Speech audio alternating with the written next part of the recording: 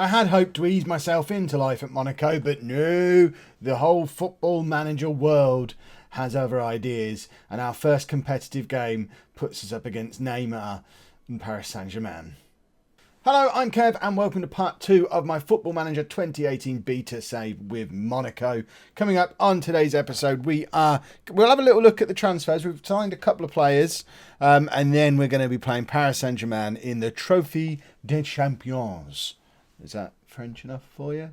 I've got like a 16th of me is French, so if I sound incredible pronouncing some of these French words, that's why. So transfers. Oh, that screen looks different. I've not seen the transfer centre screen before. You can see all the shenanigans I've been up to. I don't want you seeing my shenanigans. What I want you to be seeing is we've let a few players go out on loan. They were never going to get in the team anyway. More importantly, we've signed 2 players.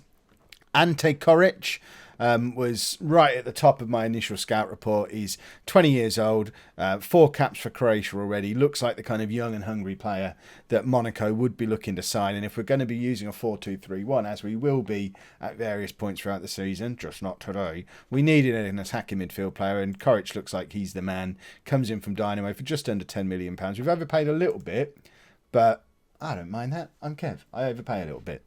And we've also signed, for the 3rd time in my football manager life now, Sander Berge, because you can never have too many 19-year-old international midfielders with 5-star potential. He's come in from Genk for £16 million. And we've now got him and Tielemans as reserve options for us most of the time. But, you know, we probably still need a right winger. I was looking to bring one in on loan. I'm also, if we go back to the transfer thing, I'm trying to sign, where is he? Is he even on here? There he is. Gelson Martins is the one I want, but we can't afford him. I did offer £0, so it was an inquiry. It wasn't a £0 offer. We've not got anything left in our transfer budget at the moment, and our wage budget is overdrawn. Shouldn't have signed Berger. Should have signed him, but I'm Kev. So we're still kind of struggling a bit for wingers. But it's not an issue today, because I think this team looks like a team that is capable of beating Paris Saint-Germain. So we're doing a 4-3-3 or a 4-5-1 or a 4-1-2-2, whatever you want to call it. This is what we're doing. We've got Subasic in goal, a back four of George, Jemison, Gilk and Sidibe. Fabinho is going to be our defensive midfielder on support. We don't want him to just sit and anchor. We want him to get involved in the 3, but sit a little bit behind him. That's the theory, but I don't know if that'll work. That's the theory. And then we've got Tielemans as box-to-box, which I'd rather have Fabinho doing, but I don't have another defensive midfielder. And then Moutinho is going to be an attacking playmaker on an attacking instruction, but in the midfield 3 rather than in the attacking 3. So just dropping him a little bit deeper. Because it's Paris Saint-Germain, we'll normally do a 4-2-3-1, I think. Then we're going to have Falcao up front as a complete forward on attack, with Balde and Lemar both as inside forwards, and Balde attacking, Lemar on support. Because, again, we've got the attacking play. I'm trying to be sensible and balance it. We're telling our fullbacks to overlap. We're going to play it out of defence, high tempo, closing down, pressing.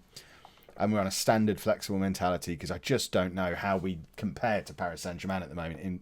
Oh, no, go away, question marks. Oh, that's fun. I like that. What's that do? I'd recommend looking to increase our support duties. Would you? Is that what you'd recommend?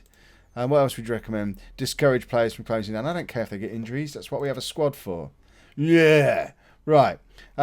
This whole analysis screen, by the way, I have got it on at the moment, so you can see the areas where we're quite well covered. I struggle to see it because I'm colourblind. But I can see that they're a bit lighter than that. They look the same to me. Are they the same? So it's quite cool the way it tells me who's suited to what positions and who's covering what areas. And we've pretty much got the whole of the pitch covered.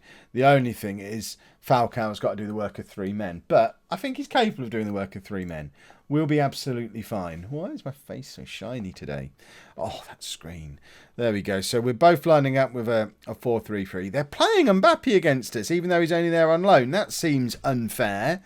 But you know, at least give us the money so we could spend it. That's the most frustrating thing about all this Mbappe nonsense. The fact that, we're going to get £160 million for him eventually, but we haven't got it to spend right now. And in the meantime, they've got one of our star players. I'm sure in real life, Monaco have taken a chunk of that. They have already spent it, haven't they? And that I shouldn't be moaning, but still, £30 million to spend when we've got our massive wonder kid playing for the opposition. I struggle with that a little bit. We need to zoom out a little bit to get the whole pitch on, which you can do on the roller button thing on your mouse, which is very cool. Falcao can't find the man he was looking for, and Mbappe does run clear, lumps it forward to Cavani, but Jellison is there to cover. And here we go, ball playing defenders. Let's just knock it out from the back. Moutinho very deep.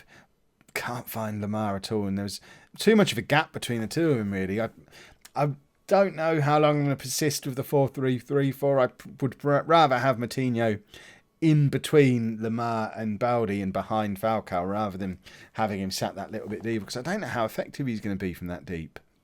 We want all the play to come through him. He's our playmaker. And having him play that deep, I'm not sure how well it's going to work. But I'm just so afraid of Paris Saint-Germain. We've been told by the board we're supposed to win Ligue 1 this season. Paris Saint-Germain are in it. They've got Neymar.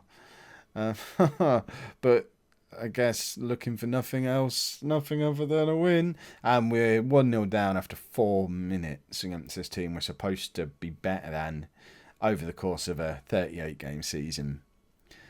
I mean, they've got Dani Alves. I mean, how are we supposed to compete with this lot? I know that's the whole point of the save, but still, they're just good and we're not yet. We will be. We're not yet. This is more than a one-season job. And I don't know if the board are going to give me more than a season, which is a bit of a problem. I don't know if I'm going to have time to fit the season in. We're only doing this during the beta.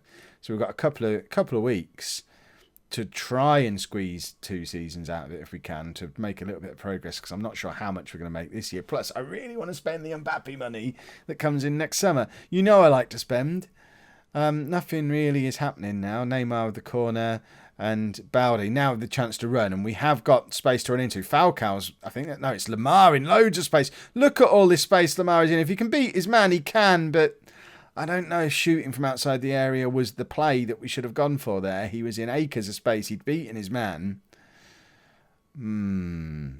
So the notification we just got at the top is we are having shots, but they're from long range. And I think that's probably because we've not got enough players in attacking positions. So I wonder if for the second half we switch to the 4-2-3-1. And so Moutinho's going to be there. Yeah, and leave it like that. We don't want you to be a winger. We want you to be an inside forward on attack still. Perhaps drop you down to support and have Moutinho on attack with Falcao on support. And just try and get a few more players into attacking positions. Go control. I think I'll still stay flexible. I apologise for this outburst of Kev Does Tactics, but, we've got a Trophee de Champion to win. And win it, we'll try. Hopefully we'll just be a little bit more creative in this second half.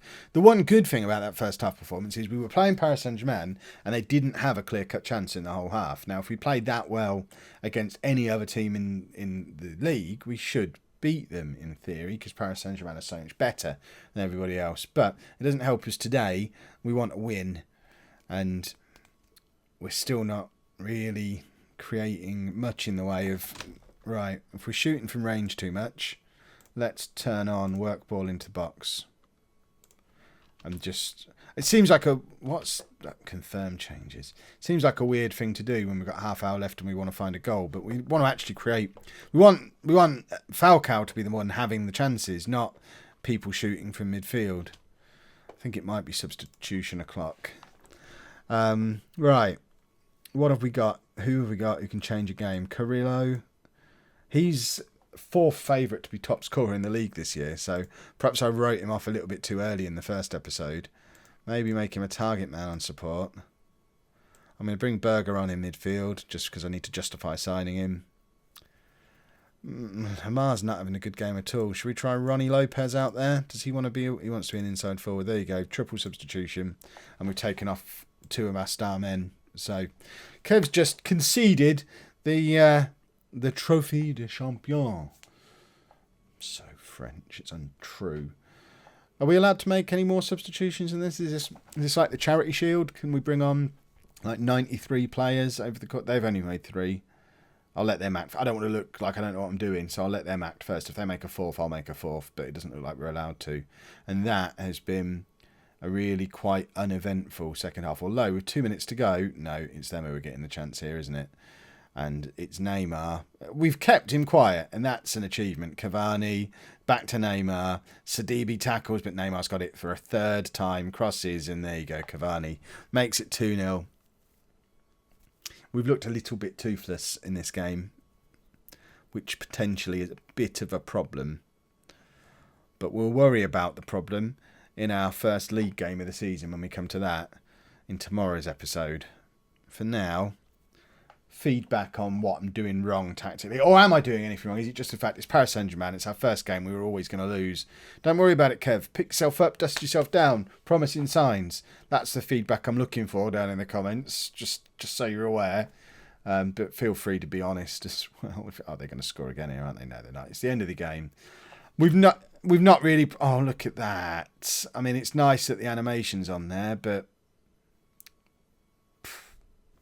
Poppycock, I say. I mean, that is quite a cool feature. Yeah, rub it in now. Massively rub it in, why don't you?